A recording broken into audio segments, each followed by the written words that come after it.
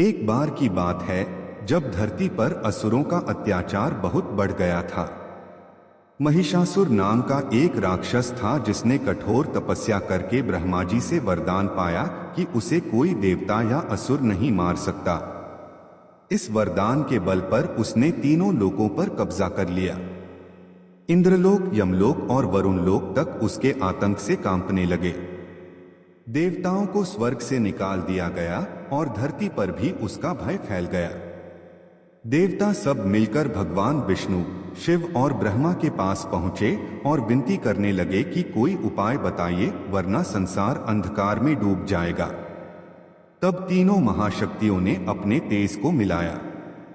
उस दिव्य तेज से एक अद्भुत देवी प्रकट हुई, महादेवी दुर्गा। उनका रूप अलौकिक था। 10 भुजाओं में उन्होंने त्रिशूल, चक्र, गदा, तलवार, धनुष, बाण, शंख और कई दिव्य अस्त्र धारण किए। उनके सिंह वाहन की गर्जना से दिशाएं गूंज उठीं। देवताओं ने अपने अपने दिव्य अस्त्र उन्हें अर्पित किए। भगवान शिव ने त्रिशूल दिया, विष्णु ने चक्र दिया, वायुदेव ने धनुष बाण दिए, अग्निदेव ने शक्ति भाला दिया और इंद्र ने वज्र प्रदान किया। सब देवताओं ने माता दुर्गा की स्तुति की और उनसे महिषासुर का संहार करने की प्रार्थना की। माता दुर्गा सिंह पर सवार होकर महिषासुर के युद्ध भूमि में पहुंची। असुरों की सेना ने उन्हें रोकना चाहा, लेकिन उनकी दहाड़ और दिव्य अस्त्रों से असुर भयभीत हो उठे। कई दिनों तक भयंकर युद्ध चला। जब महिषासुर ने देखा कि उसकी सेना हार रही है, तो उसने अपना असली रूप धारण किया, एक विशाल भैंसा। वह अपनी माया से कभी सिंह, कभी हाथी, कभी मनुष्य का रूप धारण करता रहा।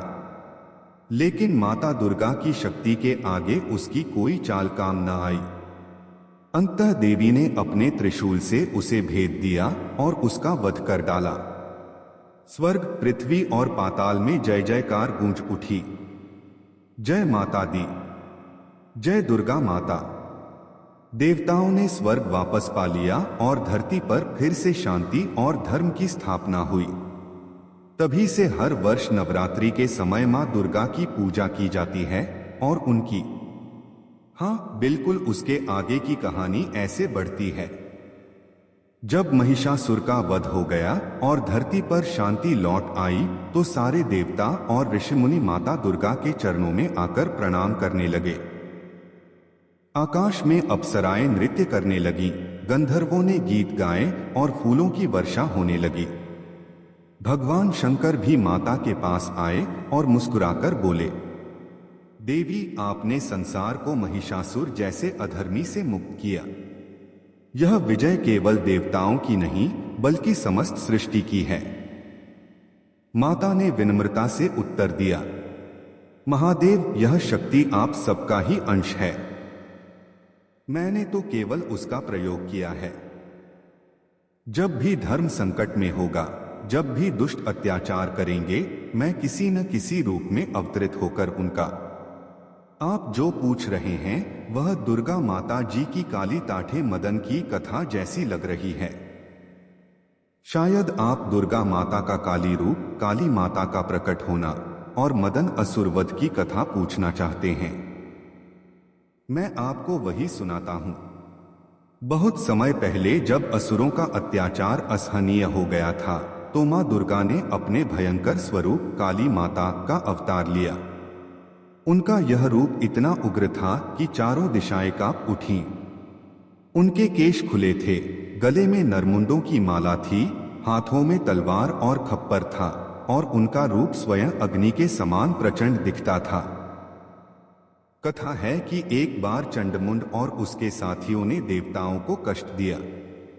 जब देवी दुर्गा ने उन्हें देखा तो उनका क्रोध इतना प्रचंड हो गया कि उनके मस्तक से एक काली ज्वाला न। काली माता जी की धानी में बच्चों का रहना बहुत ही अद्भुत और सुखद दृश्य होता है। हरी भरी धानी, चारों तरफ पीपल और नीम के पेड़, बीच में माता काली का छोटा सा मंदिर।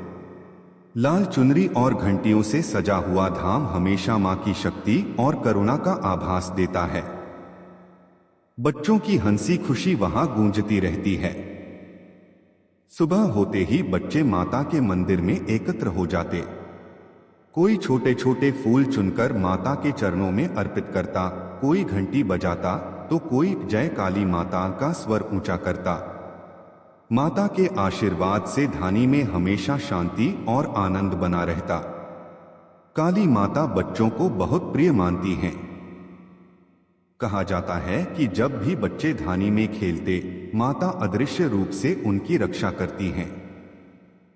अगर कोई बच्चा गिर भी जाता तो उसे चोट नहीं लगती, क्योंकि मां अपनी शक्ति से उसे संभाल लेती।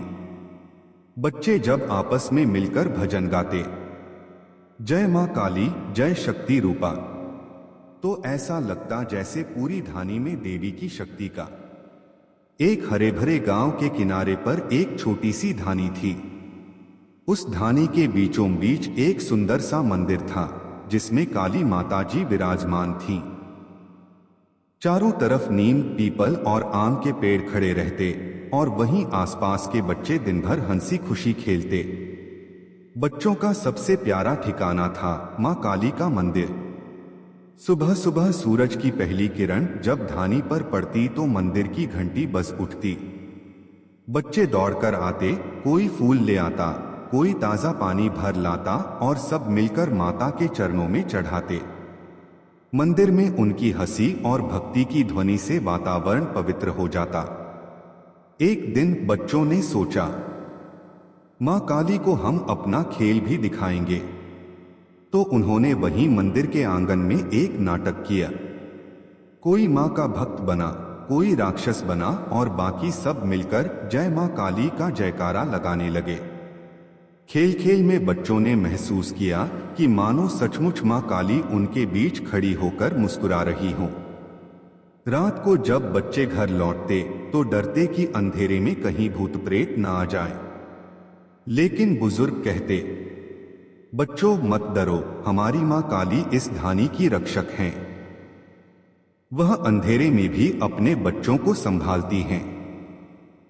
बच्चों ने महसूस भी किया, जब भी वे अकेले निकलते उन्हें हल्की सी ज्योति और मधुर घंटियों की आवाज सुनाई देती, जैसे कोई उनके साथ साथ चल रहा हो। एक बार धानी, हरी भरी धानी में जहां काली माता का मंदिर खड़ा था, वहां बच्चों का प्यार ऐसा था मानो वह पानी बनकर चारों ओर बह रहा हो। बच्चे जब मंदिर में खेलते तो उनकी हंसी ऐसे गूंजती जैसे झरने का पानी पहाड़ों से बहता हो। कोई बच्चा मिट्टी से छोटी छोटी किलकिल करती नदियां बनाता, कोई फूल चुनकर उन्हें पानी में तैराता, तो कोई अपनी हथेलियों में जल भरकर मां की प्रतिमा को अर्पित करता। धीरे धीरे यह बच्चों का प्यार सच्चे पानी की तरह धानी में बहने लगा। जब कोई बच्चा रोता तो बाकी सब उसके आंसू पोंछते, जैसे ठंडी बूंदें उसकी तपिश मिटा देती हों। जब कोई बच्चा गिर जाता तो बाकी सब उसे उठाकर कहते, मत डर, मां हमारे साथ हैं। यह शब्द उसी तरह ठंडक देते जैसे गर्मी में ठंडा पानी। जब बच्चे सब मिलकर भजन गाते, जय मां काली जय शक्ति स्वरूपा, तो उनके स्वर ऐसे बहते मानो प्रेम की नदी बह रही हो। काली माता। हरी भरी वसुंधरा पर एक छोटी सी धानी थी जहां काली माता जी का मंदिर और पास ही शंकर भगवान का शिवधाम बसा हुआ था। गांव के बच्चे रोज वहां खेलते और कभी माता के मंदिर, कभी भोलेनाथ के धाम में भागते। बच्चों के हंसने से पूरी धानी गूंजती रहती और देवताओं, माता जी की कथा। सृष्टि के प्रारंभ से ही जब जब धर्म पर संकट आया है, जब जब असुर और दानव अपनी शक्ति से देवताओं और मानव जाति पर अत्याचार करने लगे हैं, तब तब आदिशक्ति मां दुर्गा ने अनेक रूप धारण कर धर्म की रक्षा की है। देवी दुर्गा केवल शक्ति की प्रतीक ही नहीं, बल्कि करुणा, मातृत्व और न्याय की मूर्ति है। असुरों का अत्याचार।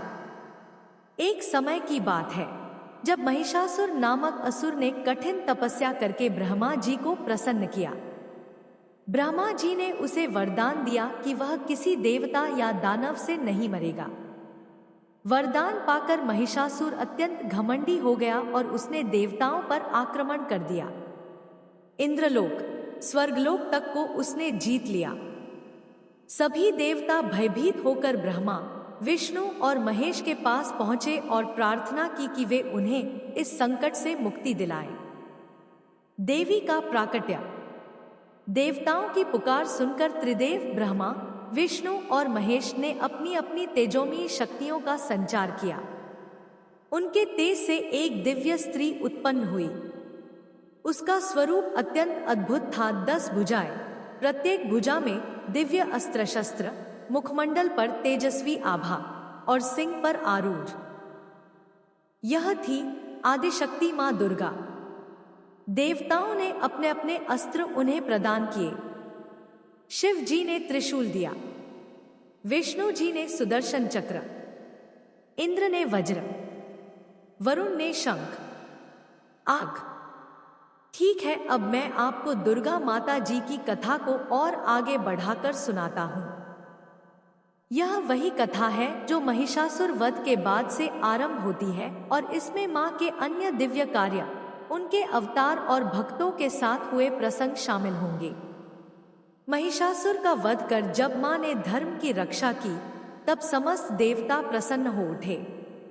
आकाश से पुष्प बरसने लगे, गंधर्व गान करने लगे और ऋषि मुनि माता की महिमा गाने लगे।